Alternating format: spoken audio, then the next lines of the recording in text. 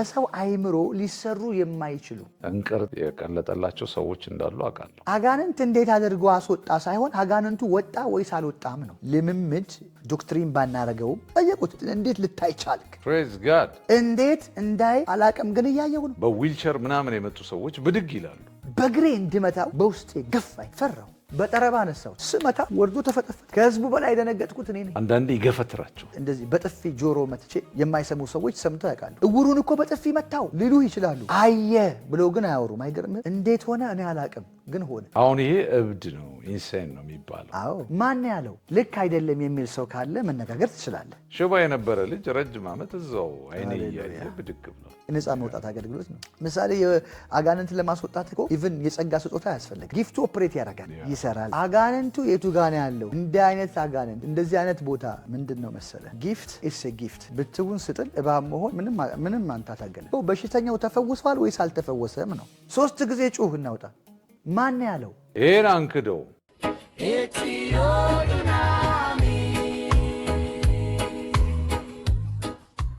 ሻሎም ቅዱሳን ወዳጆች፣ የጌታ ባሪያ እንዳለ በሽር ነኝ። ይህ ዱናሚስ ዓለም አቀፍ የወንጌል አገልግሎት ነው። ዛሬ እጅግ የተባረከው የእግዚአብሔር ሰው ነቢይ አጳስ በድጋሜ ወደ ኢትዮ ዱናሚስ ስቱዲያችን መጥቷል። ዛሬ ቃለ መጠይቅ አይደለም፣ ዛሬ እንወያያለን። ዛሬ የምንወያይበት ዋና ሐሳብ የኃይል አገልግሎት ነው። የኃይል አገልግሎት በ3 ዳይሜንሽን ይከፈላል፣ በ3 ቅርንጫፎች ይታወቃል። የመጀመሪያው የፈውስ አገልግሎት፣ ሁለተኛው የዴሊቨራንስ ወይም የነፃ ማውጣት አገልግሎት ነው። ሶስተኛው ደግሞ የመንፈስ ቅዱስ ሙላት አገልግሎት ነው። እኛ ጴንጤኮስታል ነን። በፍጹም በመንፈስ ቅዱስ አገልግሎት እናምናለን። እኛ ካሪዝማቲኮች ነን።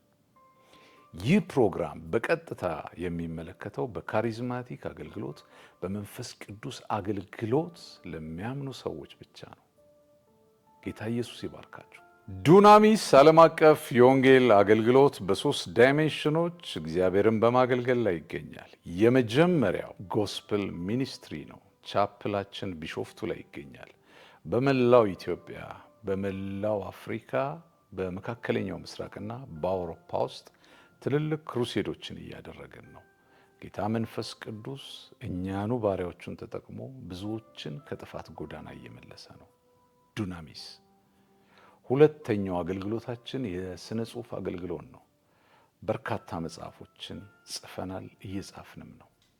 ወንጌልን ለመድረስ በሁለተኛ ዳይሜንሽን የምንጠቀመው በዚህ በሥነ ጽሑፍ አገልግሎት መንፈስ ቅዱስን እወድሃለሁ፣ የሪቫይቫል በረከቶች፣ የነቢይ ያለ ድህነት ለምኔ የሚልም መጽሐፍ አለ። ሶስተኛው ዳይሜንሽን ደግሞ የኦዲዮ ቪዥዋል ሚኒስትሪያችን ነው። አሁን የምትመለከቱት ኢትዮ ዱናሚስ ቲክቶክ፣ ፌስቡካችን ነው። የናዝሬቱ ኢየሱስ ዘመናችሁን ይባርክ። በቀጥታ ከነቢይ አጳስ ሐምዛ ጋር ዛሬ ሰፊ ውይይት እናደርጋለን በኃይል አገልግሎት ላይ። ክብር ለኢየሱስ ይሁን። የእግዚአብሔር ሰው ነቢይ አጳስ እንደገና በድጋሚ ወደ ኢትዮ ዱናሚስ ስቱዲዮ እንኳን መጣ። ይህ ኢትዮ ዱናሚስ ቻናላችን ነው፣ ቢሾፍቱ ላይ ያለው ስቱዲያችን። እንኳን በሰላም መጣ። እግዚአብሔር ይባረክ።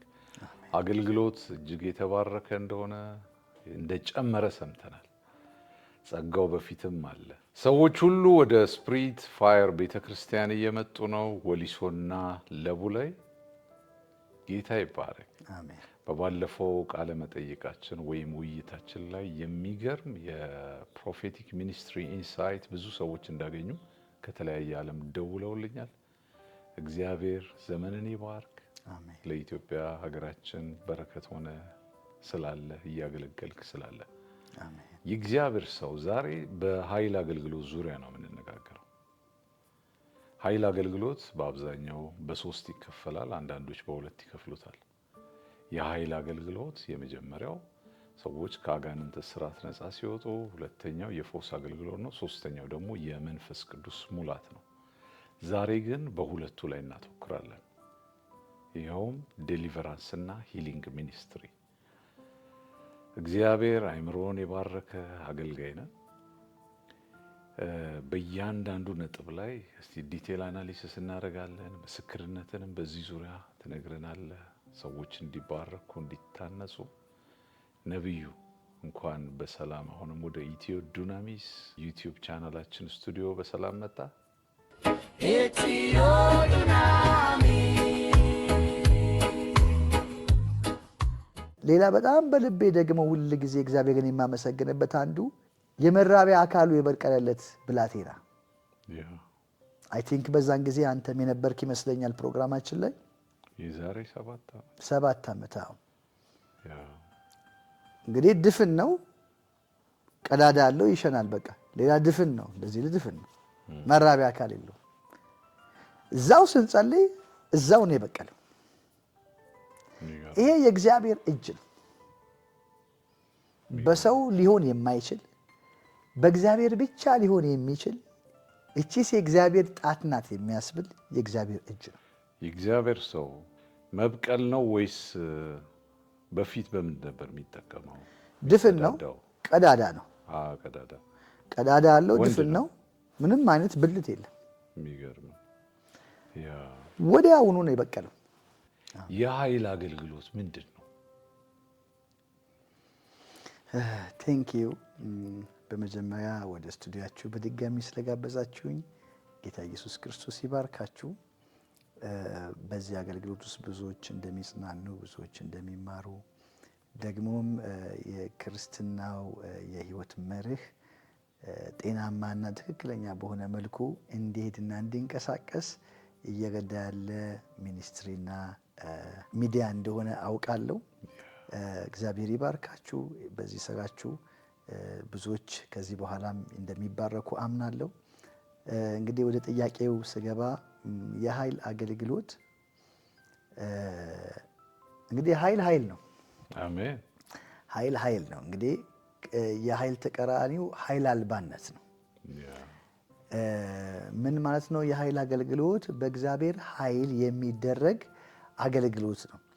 ባይዘው በቤተ ክርስቲያን ውስጥ የሚደረጉ የትኛውም አገልግሎቶች በእግዚአብሔር ኃይል ነው የሚደረጉት። ግን ይሄ የኃይል አገልግሎት ብለን ቅድም እንዳልከው የከፈልነውን የዚህ የዴሊቨራንስ ሚኒስትሪ እና የሂሊንግ ሚኒስትሪ አንዱ ነው። የእግዚአብሔርም ቃል በኃይል አገልግሎት ውስጥ ነው። ያለ እግዚአብሔር ኃይል የኃይል ቃሉም የለም እና ይሄ ሂሊንግ እና ዴሊቨራንስ ሚኒስትሪ ጌታ ኢየሱስ ክርስቶስ ያደረገው ጌታ በዚህ ምድር ላይ ከመምጣቱና ስጋ ለብሶ በምድር ላይ ከመመላሰሱም በፊት በነቢያቶች የነበረ በብሉይ ኪዳን ዘመን የታየ ሬሳ ተነስቷል፣ በሽተኞች ተፈውሳሉ፣ ለምጻሞች ተፈውሳሉ። ትልልቅ አገልግሎቶች በብሉይ ኪዳን ነቢያቶችም ሆኗል። እንደዚሁ ይህ አገልግሎት በጌታ በኢየሱስ ክርስቶስ ተደግሟል። በጌታ በኢየሱስ ክርስቶስ በኩል የተደረገው አገልግሎት ለየት የሚያደርገው የዴሊቨረንስ አገልግሎት ነው። መጽሐፍ ቅዱሳችን ላይ በብሉይ ኪዳን አገልግሎቶች ተአምራቶች ታያለ፣ ትንቢቶችም ታያለ፣ ፈውሶችንም ታያለ። ሞር ግን ዴሊቨራንስ አታይም። ስፔሻሊ ከአጋንንት ሰዎች ነፃ ሲወጡ፣ መናፍስት ለቋቸው ሲወጣ ብዙ አታይም። በአዲስ ኪዳን ላይ በጌታ በኢየሱስ ክርስቶስ ከተደረጉ ወይም ከተጀመሩ አገልግሎቶች አንዱ የኃይል አገልግሎት ብለን የምንጠራው የዴሊቨረንስ አገልግሎት ነው እና እነዚህ አገልግሎቶች ፈውስ ሊሆን ይችላል፣ ነፃ መውጣት ሊሆን ይችላል። በልዩ ልዩ መልኩ እግዚአብሔር በሰው ኃይል ሊሰራና ሊደረግ የማይችለውን ነገር በእግዚአብሔር ኃይል ሲደረግ ማለት ነው የኃይል አገልግሎት። በሰው ኃይል መደረግ የማይችል ነገር ግን በእግዚአብሔር ኃይል ብቻ ሲሆን፣ ለምሳሌ ራስ ምታት በፓራስታሞል ልትፈውሰው ትችላለህ፣ በጸሎትም ልትፈውሰው ትችላለህ። ግን የኃይል አገልግሎት ወይም ደግሞ የፈውስ አገልግሎት የሚባሉት ብዙ ጊዜ በጌታ በኢየሱስ ክርስቶስ የምታያቸው በሰው አእምሮ ሊሰሩ የማይችሉ ነገር ግን በእግዚአብሔር ኃይል ብቻ የሚሆን አገልግሎት እንደማለት ነው። እግዚአብሔር ይመስገን። ይሄ ለምንድን ነው የኃይል አገልግሎት ተብሎ ይሄ ዴሊቨራንስ ሂሊንግ እና የመንፈስ ቅዱስ ሙላት ብዙ ጊዜ ስነ መለኮት ምሁራን የሚተነትኑት በዚህ ዙሪያ የኃይል የሚሉበት ምክንያት አንደኛ ቆሮንቶስ ምዕራፍ 12 ላይ ለአንዳንዱም ኃይልን መግለጥ የሚል ቃል አለ። ኃይል ምንድነው? ዴሞንስትሬሽን ነው። ፓወር አለ፣ ግን ዴሞንስትሬት ሲሆን ወደ እንቅስቃሴ ሲመነዘር ወደሚታይ ነገር ሲሆን ነው አብዛኛውን ጊዜ እግዚአብሔር ሰው የኃይል አገልግሎት የሚባለው። ሌሎቹ ለምሳሌ ፕሮፌቲክ ሚኒስትሪ አሉ፣ የስብከት፣ የትምህርት፣ እነዚህ ዊዝደም ነው የሚባሉት፣ የጥበብ ኃይል ወይም እነዚህ የጥበብ አገልግሎቶች ናቸው። ከእውቀት ጋር የተገናኙ የተሰወሩ ሚስጥራትን የመግለጥ እሱ ቀጥታ ከዊዝደም ጋር ነው የሚገናኘው። ይሄኛው ግን የሚታይ ነው። ለምሳሌ አንድ ሰው ከአጋንንት ነፃ ሲወጣ ወደ ፓወር ዴሞንስትሬት ይሆናል። ሰውየው ይጮሃል። ሂሊንግ ላይ ሁሉ ይታያል። አንተ አገልግሎት ላይ ለምሳሌ ፓወር አገልግሎት ላይ ሰዎች ሲፈወሱ እንቅርት የቀለጠላቸው ሰዎች እንዳሉ አውቃለሁ። የተፈወሱ ሰዎች እንዳሉ ይታወቃል። አንዳንድ ቪዲዮቹ ላይም አለ። ያንተ አገልግሎት ላይ ሚታይ ቪዚብል የሆነ ታንጂብል የሆነ ኃይል ተገልጦ የሆነ ለውጥ ሲመጣ ቀጥታ ከጥበብ ጋር አታያይዘው። ከጥበብ ብዙ ጊዜ የሆነ ችግርን ከመፍታት ነው አይደል? እንቆቅልሽ የተሰወረን ነገር የመግለጥ ነገር። እነሱ ከስብከት ከትምህርትና ከትንቢት ጋር የተያያዙ ናቸው። እነዚህ ዛሬ የምንወያይባቸው ነጥቦች ፒውርሊ ፓወር ዴሞንስትሬሽን ናቸው። ሂሊንግ ይታያል አይደል? ይጨበጣል። ትልቅ የሆነ እጢ ሲሟሸሽ ይታያል። ሰው ከአጋንንት ስፒሪት ነፃ ሲወጣ ወይ ይጮሃል ወይ ይወድቃል። የሆነ ማኒፌስት ሲያደርግ ፓወር የሚባለው ከዛ አንጻር ነው። የእግዚአብሔር ሰው ይህ አገልግሎት አንተ ጋር አለ። ዛሬ በዚህ አገልግሎት ዙሪያ በደንብ እንነጋገራለን።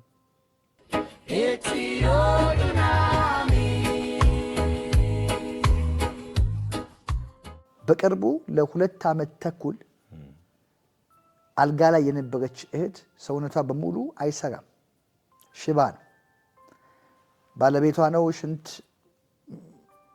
የሚቀበልላት እዛው አልጋ ላይ እንዳለች የሚያጥባት፣ ምንም አይነት እንቅስቃሴ አታደርግም።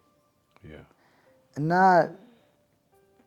ዛሬ ካልተፈወስኩ መርዝ ጠጥቼ እሞታለሁ ብላ ለመጨረሻ ጊዜ ወስነው ሲመሰክሩልን እንግዲህ ምስክርነቱን ታየዋለህ። እና ወሊሶ ባለው አጥቢያ ላይ መጡ።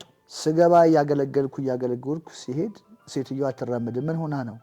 በቃ 2 ዓመት ተኩል አትንቀሳቀስም፣ ምንም አትልም። ጌታ ተናገረኝ፣ እፈውሳታለሁ አለ። በቅጽበት እንዴት እንደሆነም አላውቅም፣ እጄን አንስቼ እግሯን መታዋት። ወዲያውኑ ተነስታ መራመድ ጀመረች። ጉባኤው በእንባኔ የተጋጨው። ለ2 ዓመት ተኩል ከአልጋ ወርዳ አታውቅም።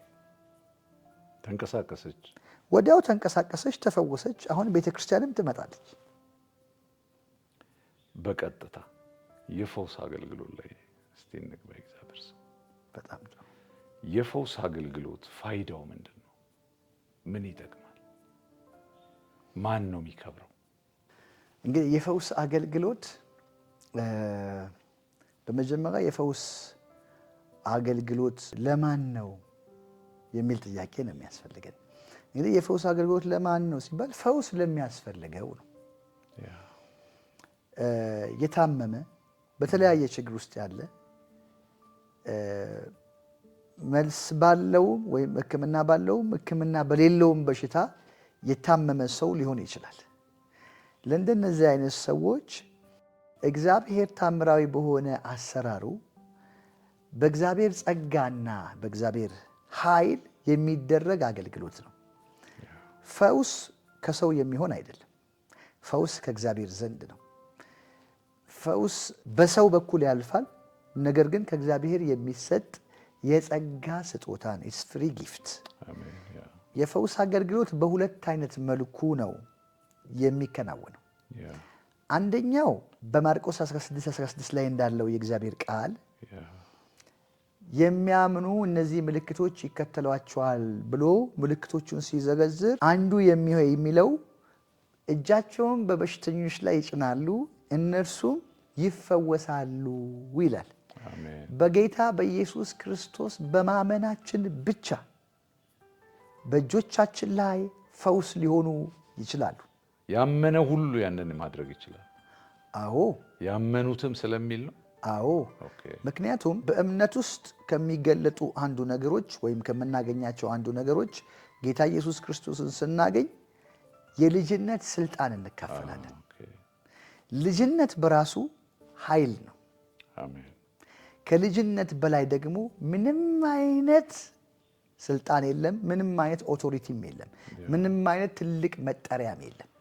ስለዚህ እግዚአብሔር በልጁ በክርስቶስ በኩል ልጅ ሲያረገን በእኛ ሕይወት ላይ ከሚሆነው ነገር አንዱ በልጅነት ከምንቀበላቸው ነገሮች ውስጥ አንዱ እነዚህ ናቸው። በማመናችን ምክንያት አጋንንትን ልናስወጣ እንችላለን። በሽተኞችን ልንፈውስ እንችላለን። በአዲስ ቋንቋ እንናገራለን። የሚገል ነገር ቢበሉ እንኳን ይላል በማመናችን። ስለዚህ በእምነት ከምናገኛቸው በጌታ በኢየሱስ ክርስቶስ በማመን ከምናገኛቸው ነገሮች አንዱ ፈውስ ነው። ብዙ ጊዜ የታመሙ ሰዎችን ለመፈወስ በዚህ አቅጣጫ ላይ አኖይንት የሆኑ ሰዎችን ላንጠብቅ እንችላለን። አንዳንድ ጊዜ አይተሃል፣ ሰዎች በቤታቸው በእምነት ሲጸልዩ እግዚአብሔር በእነሱ ይፈውሳል። ማንኛውም ክርስቲያን በቤት ውስጥ በቤት ለቤት ፕሮግራም ሊሆን ይችላል። በየትኛውም አቅጣጫ ላይ እግዚአብሔር በልጆቹ ይሰራል። አሜን። በቃ ዋናው አንዱ የእግዚአብሔር ስጦታ ነው። በማመናችን ብቻ የሚሆን አንዱ አገልግሎት ነው፣ የፈውስ አገልግሎት። ሁለተኛው ግን በቆሮንቶስ ላይ እንደተገለጠው እንደ ጸጋ ስጦታ ፈውስ ይሰጣል። ስፔሻል ጊፍት ተደርጎ ስፔሻል ጊፍት። ልዩነቱ ምንድን ነው?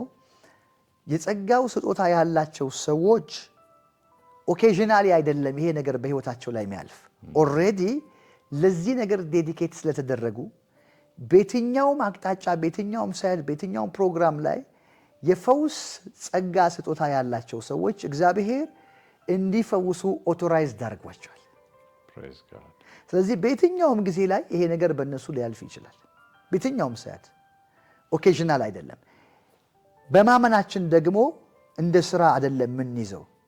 ስራ ስልህ ያው የወንጌል ሰባኪነትን ስራ አድርግ የተባልነው ጊፍቱ ላይ ነው። ጊፍቱ ሁል ጊዜ ኦፕሬት ያደርጋል ነው። መንገድ ላይ ይሄድ ሊሆን ይችላል። ጊፍት ሲሆን ስፔሻል ሲሆን መንገድ ላይ ሊሆን ይችላል፣ ቸርች ሊሆን ይችላል፣ መኪና ውስጥ ሊሆን ይችላል፣ ታክሲ ውስጥ ሊሆን ይችላል። እግዚአብሔር በዛ አቅጣጫ ላይ ስትጸልይ ጊፍቱ ኦፕሬት ያደርጋል፣ ይሰራል ነው። በልጅነት ስልጣን ግን የተካፈልነው በማመን የተቀበልነው ደግሞ እንደ አንድ ትልቅ ጸጋም ከምንቆጥራቸው ነገሮች አንዱ የፈውስ አገልግሎት ነው፣ የነፃ መውጣት አገልግሎት ነው። ምሳሌ አጋንንትን ለማስወጣት እኮ ኢቭን የጸጋ ስጦታ አያስፈልግም። በጌታ የሆነ ሰው ሁሉ አጋንንትን ማስወጣት ይችላል። ማንኛውም ክርስቲያን በተሰጠው የልጅነት መብት አየህ። ነገር ግን አጋንንቱ የቱ ጋር ነው ያለው? እንዲህ አይነት አጋንንት እንደዚህ አይነት ቦታ እገሌ የምትባል ሴት ላይ ምናምን ብለህ ያንን ነገር ለመግለጥ መናፍስትን የመለየት የጸጋ ስጦታ ሊያስፈልግህ ይችላል። መናፍስትን መለየትና አጋንንት ማስወጣት፣ መናፍስትን ማስወጣት የተለያየ ነው። እስቲ እዚህ ጋር በደንብ አብራራለን። እግዚአብሔር ለምሳሌ ቤተ ክርስቲያን ውስጥ እያገለገልክ እዚህ ጉባኤ አጋንንት እንዳለ ማወቅ፣ ምን አይነት አሰጋግ ሊሰጋ እንደሚችል ማን ላይ እንዳለ ለማወቅ ስፔሻል ጊፍት ሊያስፈልግ ይችላል። ነገር ግን ቤት ውስጥ የሆነ አጋንንት ወድቆ ወንጌላዊ መጥራት አያስፈልግም። አንተው በጌታ በኢየሱስ ክርስቶስ ብታዘው ሊሆን ይችላል፣ ደግሞም ይሆናል። አጋንንትን ማስወጣትና አጋንንትን መለየት ይለያያል። ባይዘዌ ስጦታ ተደርጎ የተጻፈው መናፍስትን መለየት ነው እንጂ ማስወጣት አይደለም። ማስወጣት የልጅነት መብት ነው። ስለዚህ በልጅነት የተቀበልናቸው የጸጋ ስጦታዎችን እንደ አንድ እየቆጠርን ደግሞ እንደ ስፔሻል ጊፍት እግዚአብሔር ለጠራቸው ሰዎች በዛ አቅጣጫ ላይ እንዲያገለግሉ ስጦታውን የሰጣቸው ሰዎች እንዳሉ ደግሞ አይተን ሁለቱን ከፋፍለን ነው። ያለበለዚያ ምን ይሆናል? መፈወስ ለሆነ ነቢይ ለሆነ ሰውዬ ብቻ የተሰጠ አድርገን የምናስብ ከሆነ በየቤተ ክርስቲያን በየቤታችን በየቤት ለቤት ፕሮግራማችን በየሰፈሩ የታመመን ሰው ቅዱሳን ሄደው እኮ የመጸለይን ነገር እየነፈግናቸው ነው ማለት ነው። ለምን እንደሚጸልዩ ታዲያ? ማንኛውም በጌታ በኢየሱስ ክርስቶስ ያመነ ሰው ፈውስ ኦፕሬት ሊያደርግበት ይችላል። ነገር ግን ፈውስ እንደ ስጦታ ደግሞ በልዩነት እግዚአብሔር ለዚህ አገልግሎት የሚለያቸው ሰዎች ስላሉ ይሄንን እንደ ስጦታ መጠቀም እንችላለን ለማለት ነው። ለአንዳንዶቹ የመፈወስ ስጦታ ይላል አንደኛ ቆሮንቶስ ምዕራፍ 12 ላይ ስፔሻል ጊፍት ነው ማለት እንጂ ሂሊንግ በማንኛውም ክርስቲያን ሊሰራ ይችላል። አሁን ቀረ እንጂ ድሮ የቤት ለቤት ፕሮግራም ነበር አይደለም። እኔ ያደግኩበት ቤተክርስቲያን ሙሉ ወንጌል ነውና ሙሉ ወንጌል በየቤቱ ፕሮግራም ነበር። ማክሰኞ አስታውሳለሁ እዚሁ ቢሾፍቱ ላይ የሚገርም የሂሊንግ ፕሮግራም አለ ማለት አንዱን ሽማግሌ ብድግ ትላለ ወይ አንዷን እናት ጸልይልኝ ትላለ፣ ሰው ይፈወስ ነበር። ክሪቲካል ከሆኑ በሽታዎች ሁሉ የተፈወስንበት ሲዝን ነበር። ይሄ እንደ አማኝ ነው። አማኝ በክርስቶስ ኢየሱስ ባገኘው የልጅነት መብት ስሙን የመጠቀም መብት ተሰጥቶታል። በስሙ ፈውስ ይሆናል። ይሄ ስፔሻል ጊፍት ደግሞ ያልከን እግዚአብሔር ሰው ራሱን የቻለ ስጦታ ነው። እውነት ነው። ያ ይሄ በስፔሻል ጊፍቱ ላይ እስቲ እግዚአብሔር ሰው ፈውስ እንደ ጸጋ ስጦታ ሲሰጥ ምንድነው ትልቁ ነገር? ያ ሰው ለፈውስ አገልግሎት እግዚአብሔር ለይቶታል ማለት ነው። ስለዚህ እጁን የጫነባቸው ሁሉ ሰዎች ሊፈወሱ ይችላሉ። በተለያየ ችግር ውስጥ ያሉ የታመሙ ታምራት የሚያስፈልጋቸው ይሄ ሱፐርናቹራል የሆነ አገልግሎቶች በሱ ሊከናወኑ ይችላሉ። ትግል የለውም። ለምሳሌ አካል ሊበቅል ይችላል። ክሮኒክ የሆኑ በሽታዎች ሊፈወሱ ይችላሉ። የፈውስ የጸጋ ስጦታ እንደ ስጦታ ስታየው አንዳንድ ጊዜ አብሮ የተአምራት አገልግሎት ይገለጣል። ምሳሌ አካል ማብቀል የተአምራት አገልግሎት ነው። ስለዚህ ስፔሻል ስጦታ አለ ማለት ነው የፈውስ አገልግሎት። የፈውስ አገልግሎት እንደ አገልግሎት ወይም ደግሞ እንደ ጸጋ ስጦታ ሊሰጥ ይችላል። በሌላ ዳይሜንሽን ቅድም እንዳልነው በእምነት በጌታ በኢየሱስ ክርስቶስ በማመንም ፈውስ ሊሆን ይችላል። በስፔሻል ስጦታም ይሆናል። እሱ ዋናው ነው። ያ ቅርብ ጊዜ ምን ሆነ? የዛሬ ላስት ዊክ ነው ከአንድ ከታወቀ የእግዚአብሔር ሰው ጋር ሆለታ እያገለገልን ነበር። ልናገለግል ሄድንና እግዚአብሔርን ቃል ሰብኬ ከጨረስኩ በኋላ እሱ መጣ ማገልገል ጀመረ እና የገረመኝ ነገር እጁን ኪሱ ከቶ ነው። ምንም አይጨነቅም፣ ግራ አይጋባም። ታቅፈው በዊልቸር ያመጧት ሴት ነበረች። ትነሳለች አለ ጉባኤው ላይ። በጌታ በኢየሱስ አይፈራም እንዴ አልኩኝ። ገብተዋል። እሱ ዘና ብሎ ነው እየጸለየ ብድግ ብላ ኢየሱስ ኢየሱስ እያለ መሮጥ ጀመረች። ሌላም እንደዚሁ አንድ አይኗ ማየ ሴት ባኪም የተረጋገጠ ዶክመንት ይዘው ነው የሚመጡት እና አይኗ በራ ወዲያው። ምን ልልህ መሰለ የእግዚአብሔር ሰው አንተም በአገልግሎት ላይ ወሊሶ ድሮ መተን ስናገለግል ይሄን ነገሮች አይተናል። ይሄ ጊፍት ስለሆነ ነው አይደለም? ያ ትግል የለውም። ምንድነው መሰለ ጊፍት ኢስ ጊፍት ብትውን ስትል እባብ መሆን ምንም አንተ አትታገለም። ኖርማል ነው የሚሆነው። ካንተ የሚጠበቀው ብትሩን መጣል ብቻ ነው። ራሱ ባይ ዘ ዌይ ግሬስ ወይም ጸጋ ይንቀሳቀሳል። ጸጋ ሕያው ነው፣ ይሰራል። ጸጋ እጅ አለው፣ ይጎትታል። ዓይን አለው፣ ያያል። ከኛ ቁጥጥር ውጭ በሆነ መልኩ ነው። እኛ የሚጠበቅብን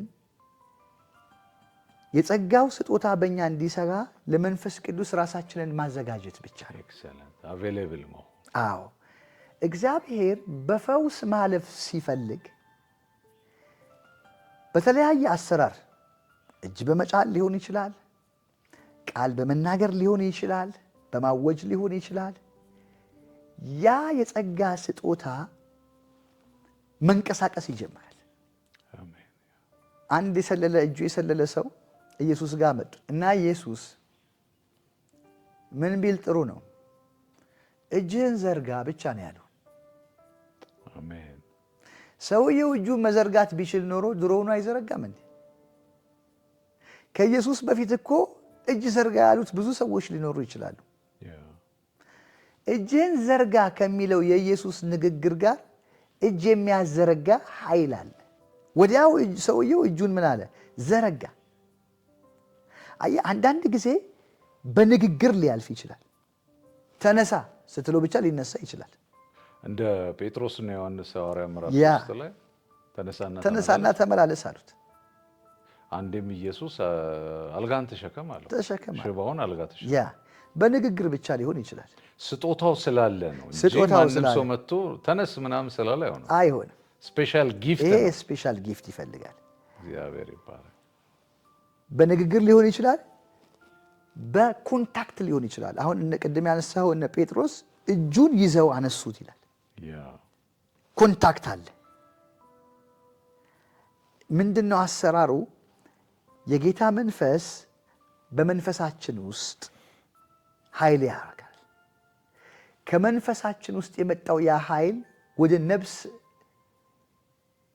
ወይም ደግሞ ወደ ዕውቀታችን፣ ይሄ ነገር ወደ ዕውቀታችን ይገለበጣል፣ ወደ ነፍስ ክፍላችን፣ ከነፍስ ክፍላችን ወደ አካላችን ያልፋል፣ ማኒፌስት ያደርጋል። ከአካላችን ወጥቶ ሰዎችን ይፈውሳል። አይታይም፣ ግን የሚታይ ነገር ያደርጋል፣ ይንቀሳቀሳል። ለዚህ ነው እጅ ስንጭን ፈውስ ሊሆን የሚችለው። ስለዚህ ዊዝ ኮንታክት ዊዛውት ኮንታክት ሊሆን ይችላል። ባይ ወርድ ብቻ ሊሆን ይችላል፣ በንክኪ ሊሆን ይችላል። እጁን ስበው አነሱት፣ ሄደ። ልዩ ልዩ አክሽን ሊሆን ይችላል። ቀሬዛውን ነካ፣ ተነሳ። አሰራሩ ልዩ ልዩ ነው። በጭቃም ሄደ ታጠብ አለው፣ ጭቃ ቀባው ይላል። ቀባው ግን ምንድነው ይሄ ስፔሻል የፈውስ ጊፍት ያላቸው ሰዎች አክሽን አላቸው ማለት ያ እግዚአብሔር ሊሰራ በፈለገበት አቅጣጫ ላይ ልምምድ ዶክትሪን ባናረገውም አንድ ጊዜ ያደረግነው ነገር ለሁል ጊዜ ላይሆን ይችላል። ብዙ ጊዜ እንደዚህ በጥፊ ጆሮ መትቼ የማይሰሙ ሰዎች ሰምተው ያውቃሉ። ግን ፕሪንሲፕል አይደለም። ፕሪንሲፕል ግን እሱን ላደረገው አልችልም። ፕራይቬት ልምምድ ነው። አሰራሩ ልዩ ልዩ ነው የሚሆነው። ግን እግዚአብሔር በእነዚህ መንገዶች ማኒፌስት እያደረገ የሰዎችን ችግር ይፈታል። ዓላማው ሰዎችን ነፃ ማውጣት፣ ከታመሙበት በሽታ ወይም ህመም ሰዎችን ነፃ ማውጣት ነው። የፈውስ አገልግሎት የሚሰጥበት ምክንያት የፈውስ አገልግሎት አለ ማለት መታመም አለ ማለት ነው። በምድር ላይ መታመም አለ። በልዩ ልዩ መልኩ ልንታመም እንችላለን። ስለዚህ መታመም ስላለ ፈውስ ደግሞ እግዚአብሔር በድግ ላይ ላለው ችግር መፍትሄ የሚሆን ግሬስ እግዚአብሔር አለው ማለት ነው። እግዚአብሔር ይባረክ።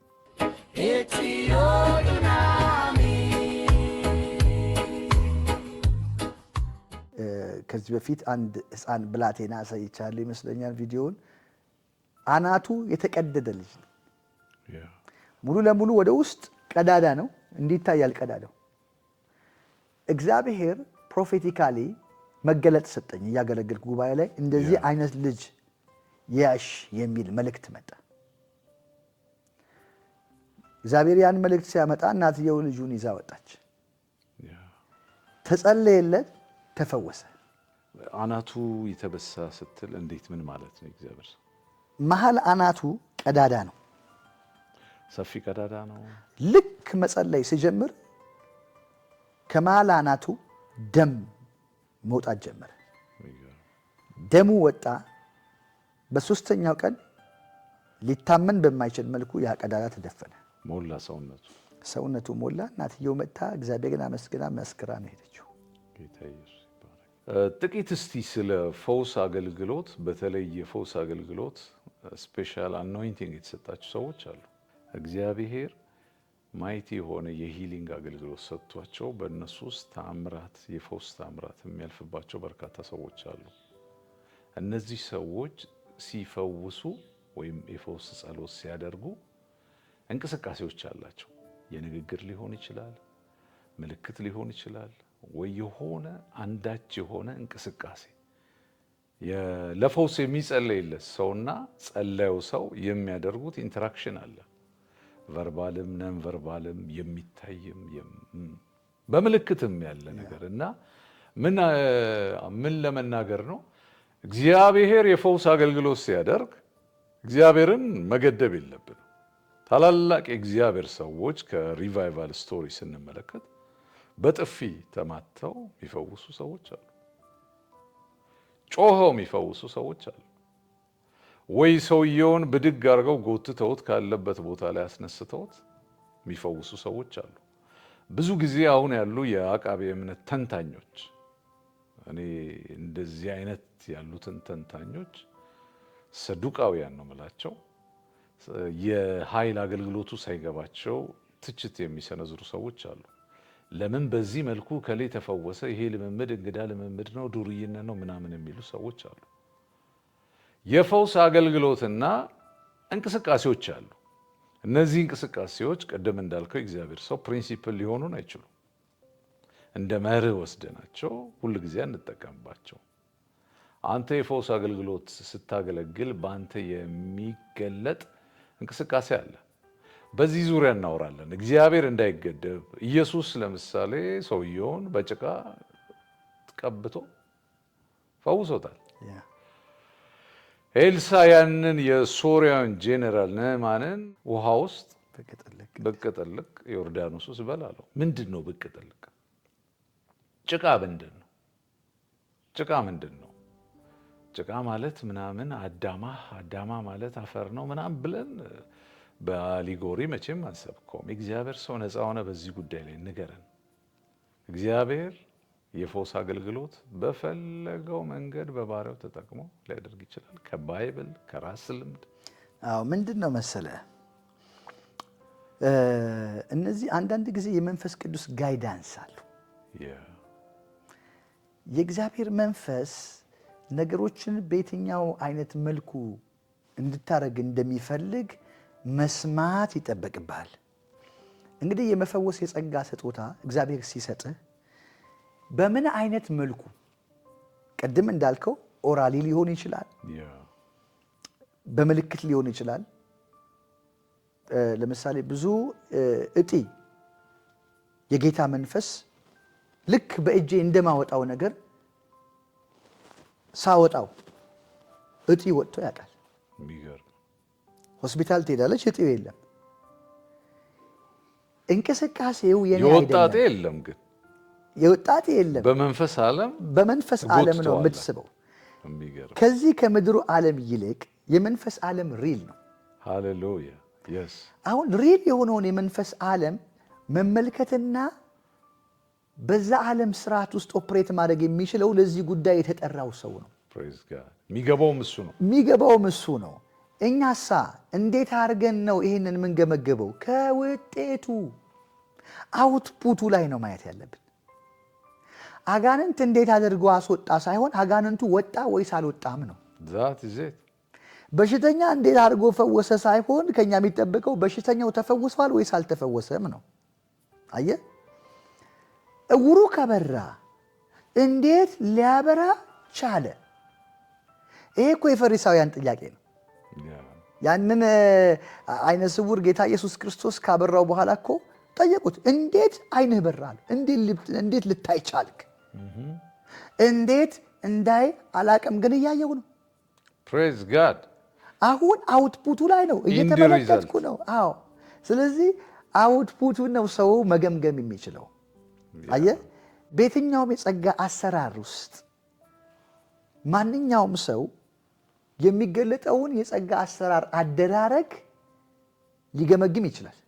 አውትፑቱን ግን መገምገም አይችልም። እውሩን እኮ በጥፊ መታው ሊሉ ይችላሉ። አየ ብለው ግን አያወሩም። አይገርምህም? አየ ነው። አሁን ትልቁ ነገር እውሩን በጥፊ መትቼው አየ ወይ? ጉዳዩ በምን አይነት አግባብ ተደረገ ሳይሆን ውጤት አለው ወይ? ሰውየውን ጠቀመው ወይ? ረዳው ወይ? እግዚአብሔር ካለበት ችግርና መከራ ያን ሰው አውጥቶታል ወይ በዛ የጸጋ አሰራር። ፕሬዝ ጋድ። ስለዚህ ትኩረት አድርገን ማየት ያለብን ውጤቱ ላይ ነው። ኢንድ ሪዛልት። በቃ እኔ ከገጠመኝ ነገር ልንገርህ። እግሩ የበሰበሰ ሰው በዱላ ነው የሚሄደው። ሙሉ ለሙሉ እግሩ ቁስል ነው። አይነካውም። በክራንች ነው እንደዚህ የሚሄደው ከቁስለት የተነሳ እና ዘይት አንስቼ ልጸልይለት እንዲህ ሳነሳ በውስጤ በእግሬ እንድመታው በውስጤ ገፋኝ። ፈራው።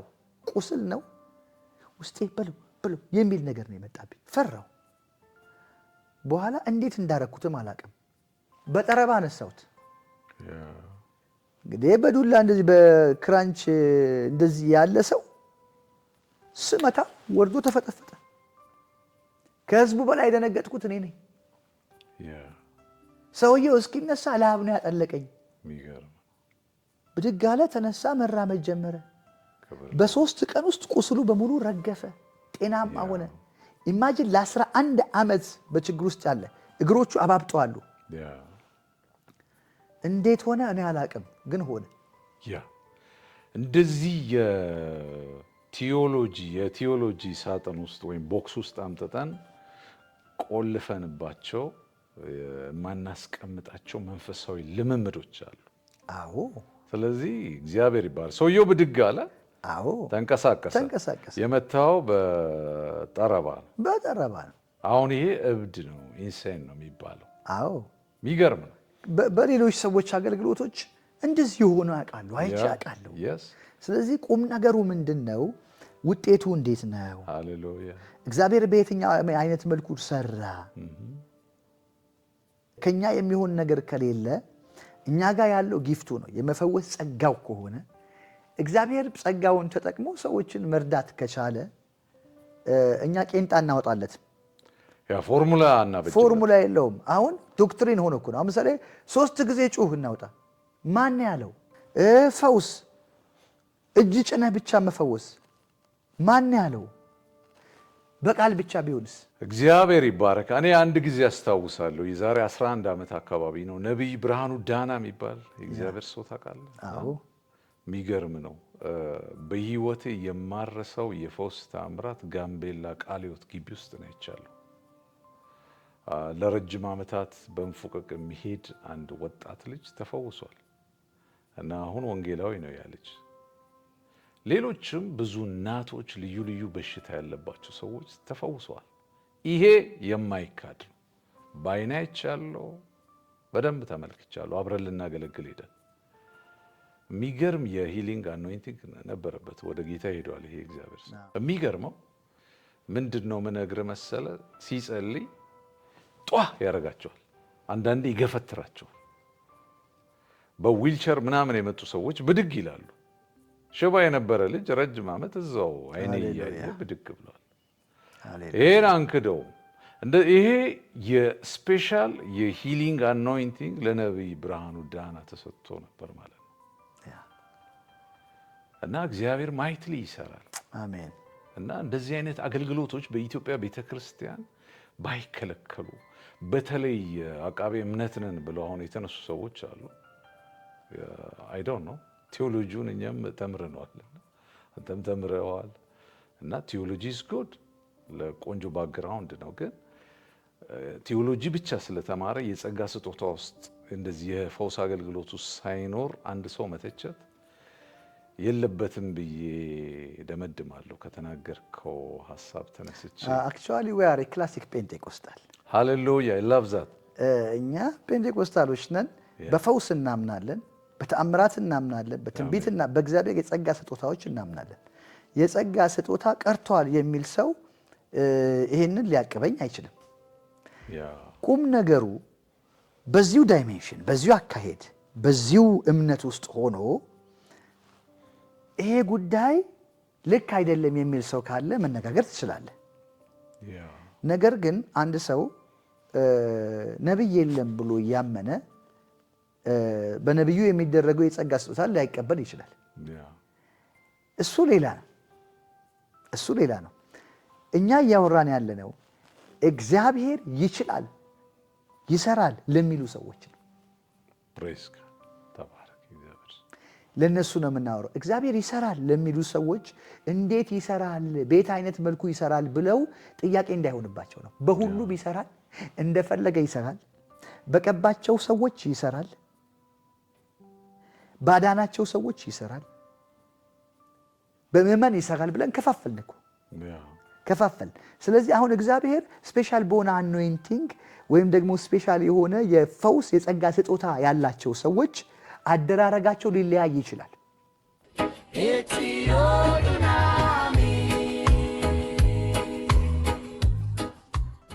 አንዲት እህት ነበረች፣ ተሸክመው ነው ያመጧት። በጣም ምን አለች፣ ክሮኒክ በሆነ የስኳር በሽታ ነው የታመመችው።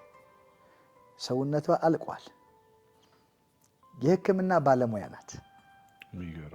በኋላ ስትመሰክርልን የሕክምና ባለሙያ ናት። እሷ ይሄ በሽታ መድኃኒት እንደሌለው ነው የምታውቀው። ስለዚህ እግዚአብሔር ተናገረኝ። ልክ ይዟት ሲመጡ ስኳር እንደሆነ ተናገረኝ። እህቴ ከስኳር በሽታ ትፈወሻለሽ ስላት ስኳር እኮ አይድንም ነብይ አለች። ጉባኤ ውስጥ ነው? አዎ ቸርች ይዘዋት መጥተው ስኳር እኮ አይድንም አለች። ግዴለሽም እግዚአብሔር ይችላል ብዬ ጸለይኩላት። እግዚአብሔር ሙሉ ለሙሉ ከስኳር በሽታ ነፃ አድርጓት በዚህ በሽታ ምክንያት ትዳሯን ፈታለች። ልጅ ሞቶባታል። በጣም በችግር ውስጥ የነበረች እህት ናት። ስራዋን አቁማለች። ዛሬ እግዚአብሔር ነፃ አውጥቷት ከእንደገና የሕክምና ስራዋን ትሰራለች። ትዳሯ ሪከቨር ሆኖላታል። እግዚአብሔር እቺ ሴት ጠቅሟታል። ዱናሚስ ኢትዮጵያ